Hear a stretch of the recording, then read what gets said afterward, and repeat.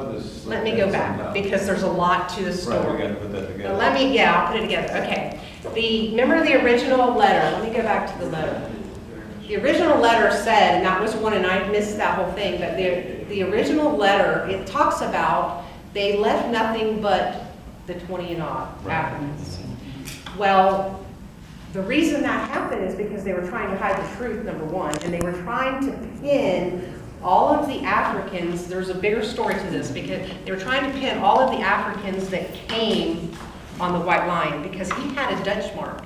That Dutch mark was still good. When the treasure arrived, there was actually two issues with it. The first issue was that it had a mark from the Duke of Savoy, who had made peace with Spain. So that turned the treasure into from privateering into piracy. That was the number one reason. Number two was that this warrant had been issued for the detention of the treasure. So they had to get out of there before they could offload anybody. They weren't going to allow them to. So when they went to Bermuda, they offloaded all of the Africans, which was 29. So we don't know what happened to the one. Maybe it came in Virginia. I don't know. Jamestown says that was Angela. There's nothing to confirm that. We just know that the number's 29. So when they arrived in Bermuda, they were still trying to hide these Africans for the treasure, because everybody was looking into it. The Privy Council, the King, the Virginia Company, who was in the Bermuda Company, all of them were looking at who was doing what. So they actually, in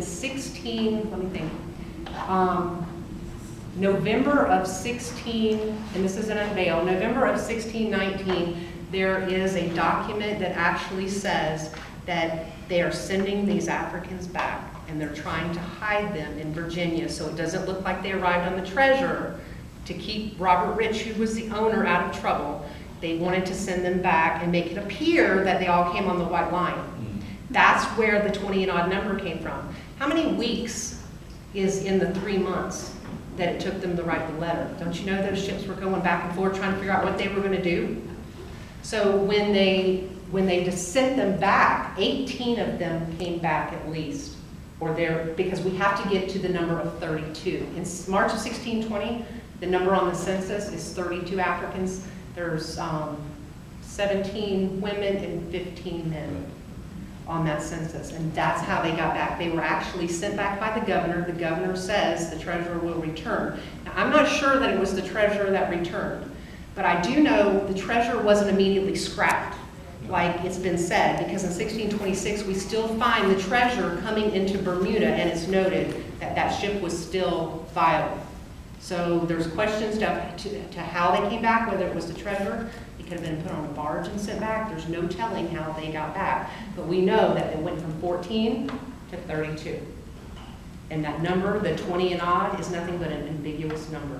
And the name of that book that I did is Unveiled, the 20 and odd, because I really want you to understand what the 20 and odd was. It details the specifics of the piracy, the cover-up, who was involved in the cover-up. There's really a lot to that portion of it. That answer? Pretty much, but then those that got here somehow, after August, say November, whenever they got here, their status as such, were they? It had to have been maritime contraband. They could not have enslaved them, because the king knew about what was going on. They knew they had landed in Bermuda. They knew they had landed in Virginia. There's no way the governor could have enslaved them. Now, if they were some type of enslavement going on, by the time that they died, they become indentured, or the two that had the bulk of them, which was Piercy and Yardley. They had the bulk of them. They were immediately sold, and then they were indentured. There was a process. So somehow they came in surreptitiously. Yes. So we don't know, but they got here. I can tell you that there is, if you go to Jamestown and you look at where Piercy, the Cape Merchant, lived, there is a river. It's not really a river, I'd say it's a creek, but it's a very deep creek that runs right up to the back of his property. Now, I believe that they sent a ship up that creek and they were offloaded right there. And I believe that Piercy received Angela for allowing them to offload them there. And then they were dispersed because it was his plantation. Now, they were dispersed. If you look at where they went, all of them, you can actually see every person they went to was people that was associated with the Earl of Warwick, who was Robert Rich, who was the owner of the treasure. So there's ties to all these people that ties them So that's together. Mulberry Island. Mhm. Okay. Yep. Anybody else have questions?